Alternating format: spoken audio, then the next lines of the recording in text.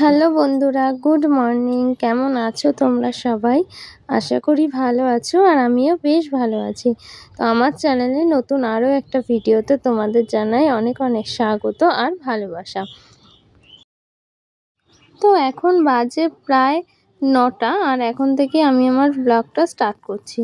তো সকালের কাজকর্মগুলো তোমাদের সাথে শেয়ার করিনি, একেবারে সকালের ব্রেকফাস্ট থেকেই তোমাদের সাথে ব্লগটা শেয়ার করছি। তো এখন কি সকালে রুটি আর তরকারি করব, তো তার জন্য আটাটা মেখে নিয়েছি আর আটাটা না একটু নরম হয়ে গেছে, তার জন্য ওরকম হাতে লেগে যাচ্ছে। তো যাই হোক, আমি উনুনেতে কড়াইটা বসিয়ে দিয়েছি আর এখন তরকারি করব। আর ওই পাশে রুটিও বেলে নিয়েছি, আর রুটি করব এক পাশে আর এই তরকারিটা বসিয়ে নিয়ে তারপর রুটিটা ভাজবো।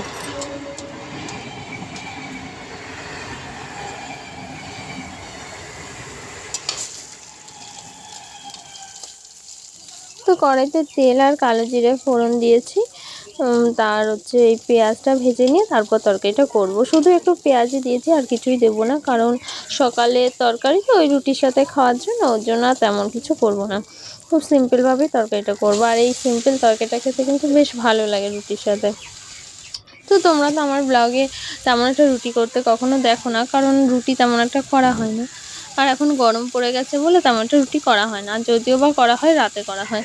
তো আজকে সকালে ভাত করিনি আর অন্য কিছু করিনি, কারণ এখন গরম পড়ে যাচ্ছে, তেমন সকালে কিছু তেলে ভাজা করা ঠিক না। তো তার জন্য আর কি রুটি করছি। তো এই কালো জিরে, পেঁয়াজ, কাঁচা লঙ্কা দিয়ে আলুটা ভেজে নিয়ে তারপর একটু হলুদ লবণ দিয়ে তরকারিটা বানাবো।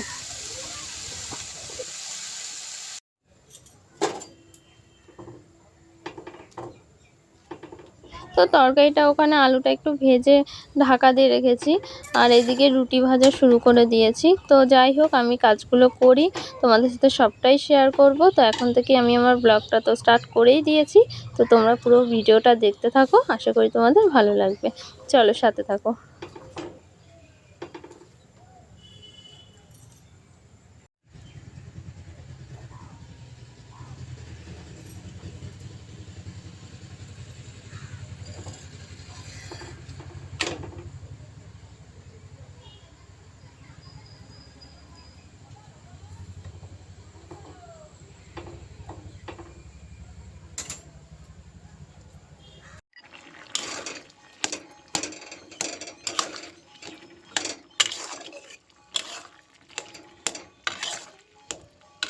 তো এইদিকে তরকারিটা তো আমার প্রায় হয়ে গেছে, আর একটু ঝোল ঝোল রাখবো।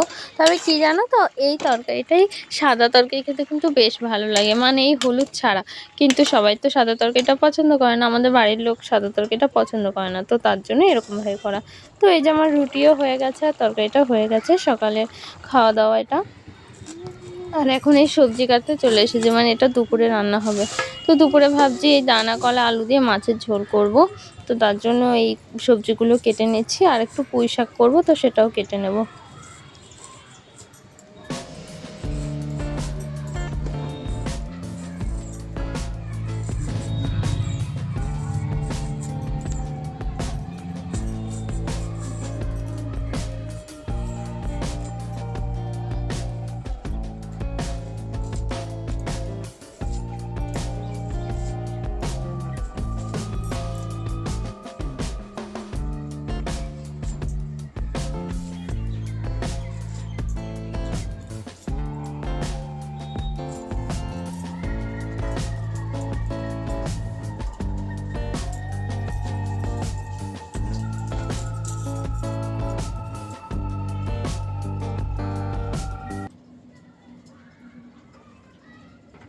তো আমার স্নান করা হয়ে গেছে, স্নান করে চলে এসেছি, এবার পুজো দেব। তো যাই হোক, সিঁদুরটা পরে নিই, তারপর আর কি পুজোর দিকে যাব। আর গাছ থেকে ফুলও তুলে এনেছি, আর এক ঝুড়ি ফুল হয়েছে দেখো। তো দুটো তিনটে গাছে ফুল ফোটে, তো তাই অনেকগুলো আর কি ফুল হয়। আর এই যে বাসনগুলো ধুয়ে এনেছি, সেটাও এখন জল ঝরাতে দেবো।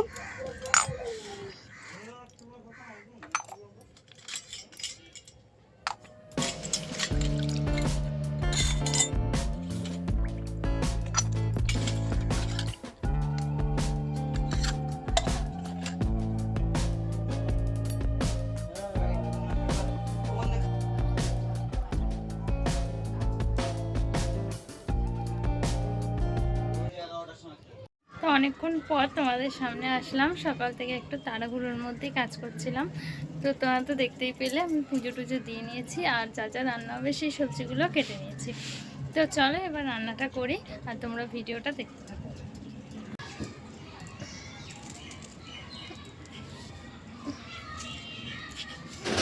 তো দেখো আজকে তেলাপিয়া মাছ এনেছি, আর দেখো তেলাপিয়া মাছগুলো কিন্তু বেশ বড় বড়, মানে আজকে সব বড় সাইজের তেলাপিয়া মাছই মাছদা নিয়ে এসেছিল। তো যাই হোক, এই বড় সাইজের তেলাপিয়া মাছগুলো খেতে কিন্তু বেশ ভালো লাগে। তো মাছটা আমি হলুদ লবণ মাখিয়ে নিচ্ছি, আর এবার ভেজে নেব। তো কড়াই তো গরম হয়ে গেছে, আর তেলও দিয়ে দিচ্ছি। তো এবার মাছটা ভেজে নিই, আর সবজিগুলো তো কাটা আছে।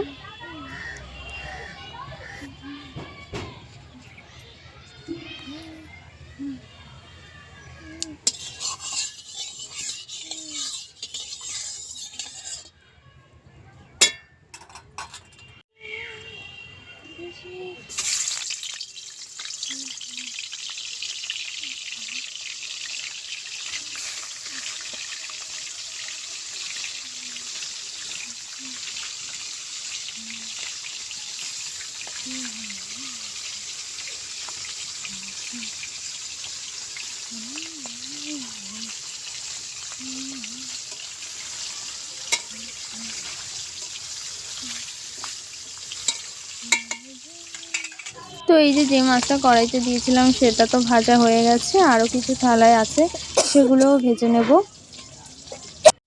তো দেখো মাছ ভাজা তো বসিয়ে দিয়েছি, সেটা তো আমাদের সাথে শেয়ার করলাম। আর দেখো কি কি রান্না হবে। এখানে আছে দানা কলা আর আলু কেটে নিয়েছি, আর এখানে আছে পুঁই শাক, কচু আর চিংড়ি মাছ। এগুলো দিয়ে আর কি পুঁই শাকের চচ্চড়ি রান্না করবো। তো এই তো রান্না বান্না। আর সকালে তো রুটি করেছিলাম, সেটা তো তোমাদের সাথে শেয়ার করেছি। দেখো সকালে সেই বেলের শরবত করেছিলাম, তো আমরা সবাই খেয়েছি, আর কিছুটা আর কি রয়েছে অল্প একটু। আর সকালে রান্না বান্না তো সবটাই তোমাদের সাথে দেখিয়েছি। পেঁয়াজটা সব কিছু কেটে নিয়েছি, এবার আর কি মশলাটা করবো, আর মাছটা ভাজা হয়ে যাক, তারপর তরকারিটা করবো।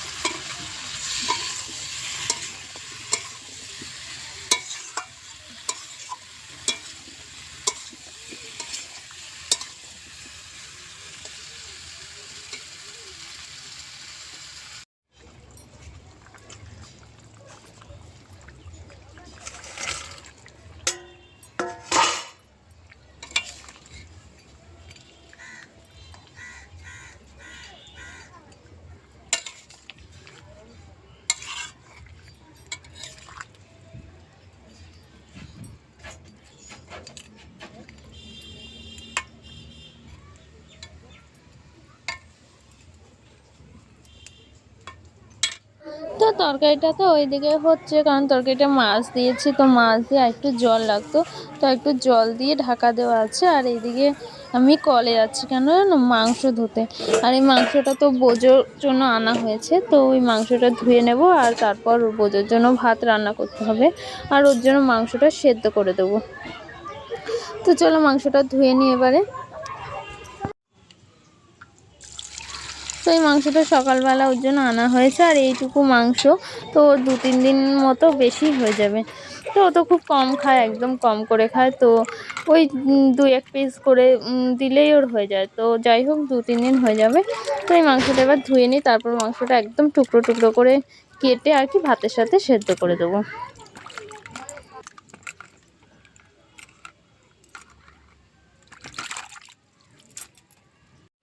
তো এই যে মাংসটা তো ধুয়ে নিয়েছি, আর চলো মাংসটা একটু টুকরো টুকরো করবো, কারণ এই মাংসটা তো বোজোর, তো মাংসটা সেদ্ধ করব।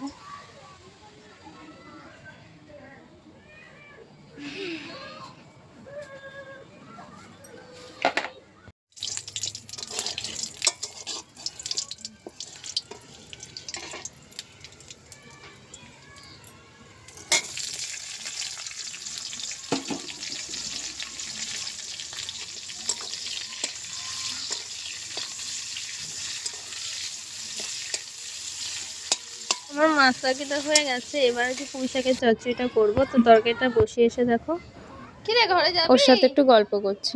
ববলু ঘরে যাবি? তুই বাইরে এসেছিস কেন? খেয়েছিস? ওটা খেয়েছিস? কি রে? ওই দেখ, কানে শুনতে পায় না, দেখ।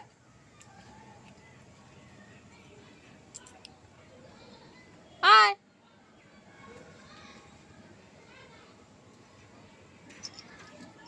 কি রে?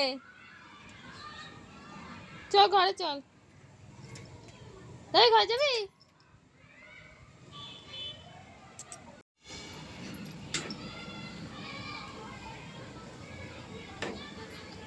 কি রে, ঘরে চল।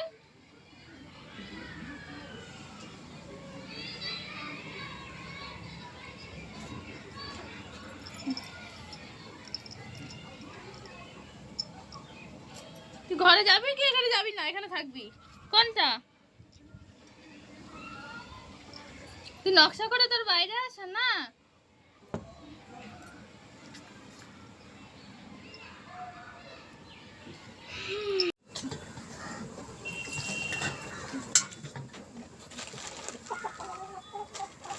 তো ওর সাথে গল্প করতে চলে আসলাম, আর এবার আমি ভাত বসাবো, কারণ আমার রান্না প্রায় হয়ে গেছে।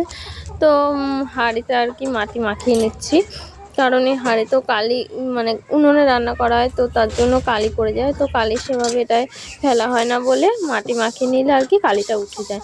তো যাই হোক, মাটি মাখিয়ে এটা একটুখানি রোদে শুকিয়ে নেব, তো তারপর ভাতটা বসিয়ে দেবো।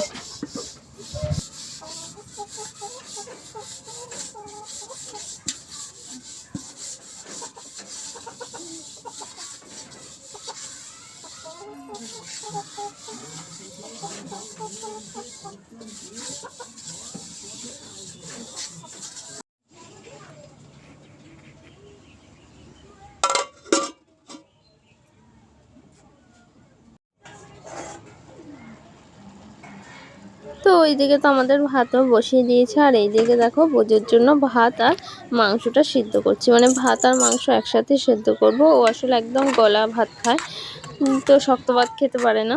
তো তার জন্য ওর জন্য একদম ফ্যান ভাত করব, আর মাংসটা ওর মধ্যে দিয়ে সেদ্ধ করে নিচ্ছি। আর এই দেখো দুপুরবেলা আমার বর এসে ওকে স্নান করিয়ে দিচ্ছে, আর দেখো কত সুন্দর করে স্নান করে ও। তো রোজ তো ওকে স্নান করানো হয় না, মানে রোজ বলতে 2-1 দিন পর পর করে স্নান করানো হয়। তো এখন তো গরম পড়ে যাবে আস্তে আস্তে, আর ওকে তো রোজ স্নান করিয়ে দেওয়া হবে। তো শ্যাম্পু মেখেও এখন স্নান করবে, আর দেখো কত সুন্দর দাঁড়িয়ে দাঁড়িয়ে স্নান করছে শান্ত হয়ে। তো স্নান করার সময় ওরকম শান্ত হয়ে যায়। আর এদিকে আমি বাবার ভাতটাও দিয়ে নিচ্ছি, তো বাবা এখন খেয়ে নেবে। আর ওদিকে ও স্নান করছে, তো স্নান করা হয়ে গেলে তারপর আমরাও খেয়ে নেব।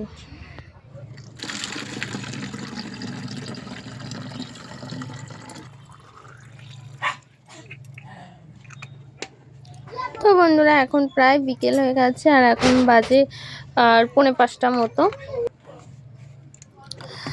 তো বিকেলে টুকিটাকি কাজগুলো যেগুলো ছিল আর কি, সেগুলো করে নিয়েছি। যেমন ওই বাসন ছিল আর কি কলের ধারে কতগুলো, তো দুপুরবেলা সেই বাসনগুলো মাজা হয়নি, কারণ দুপুরবেলা রান্নার পর তো বেলা হয়ে গেলে খুব রোদ পড়ে কলের ধারে, তো সেগুলো আর মাজিনি। তার জন্য তো এখন মেজে এগুলো জল ঝরাতে দিয়েছি।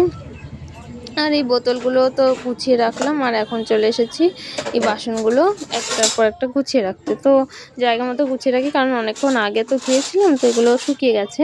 তো এবার আর কি গুছিয়ে রাখছি বাসনগুলো।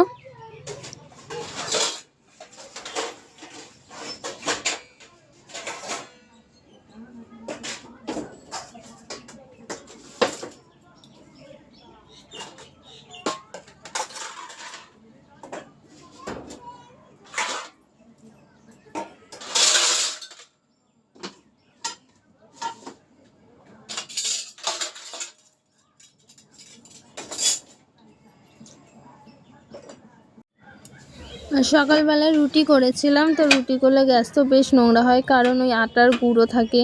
তো আটার গুঁড়োগুলো সারা গ্যাসে রান্নার জায়গায় ছড়িয়ে যায়।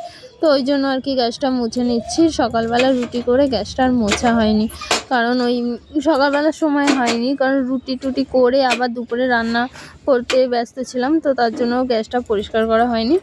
তো এখন একটুখানি গ্যাসটা মুছে নিচ্ছি, আর গ্যাসটা তো আমি মেজে রেখেছিলাম, তো তার জন্য আর মাজলাম না, শুধু কাপড় দিয়ে পরিষ্কার করে নিচ্ছি। আর উনুনে রান্না করেছিলাম দুপুরবেলা, সেই উনুনটা একটু মুছে নিচ্ছি, কারণ উনুন ঠান্ডা হওয়ার পর না মুছলে না উনুন ফেটে যায়, তো তার জন্যই। আর এই উঠোন ঘাট এখন ঝাড় দিয়ে নেব।